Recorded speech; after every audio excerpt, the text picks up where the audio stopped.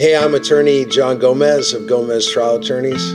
One case that had a tremendous effect on our firm is a case called the Villers versus County of San Diego. It was a case arising out of the American Beauty murder that happened here in San Diego in 2000. Kristen Rossum, a toxicologist for the County of San Diego, took fentanyl from the toxicology lab and she used it to kill her husband, to poison her husband. And so there was a criminal trial that took place. She was convicted, and following that, we sued the County of San Diego and Kristen Rossum. The case was a very, very difficult case against the County of San Diego because the poisoning took place after work hours. It was intentional. It was not at work. It was at the home. The hardest part of the case, obviously, is you have a murder and a murderer. And so to blame the County of San Diego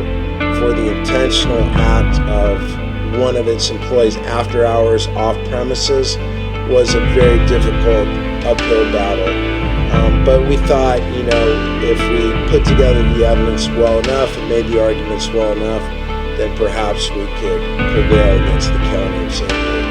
The county offered nothing before trial. We were in trial for probably 3 weeks. TV cameras rolling the whole time, very high-profile trial. And I think the real turning point was just the cross-examination of the county employees and managers.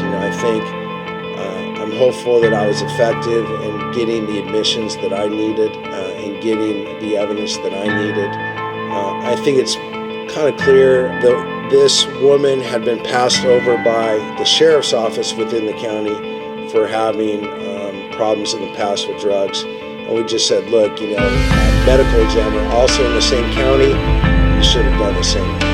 That was a big win for us. We were a brand new law firm. We had barely opened up. And this was front page of paper. It was on TV every day. We were in the news.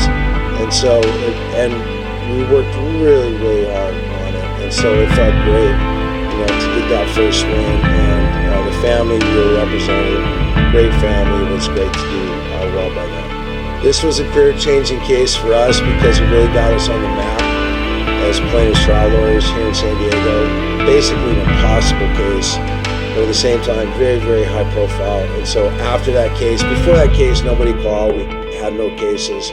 After that case, I received the Trial Lawyer of the Year award that year, and we were kind of off to the races. I was kind of deemed the next up-and-coming trial lawyer from San Diego.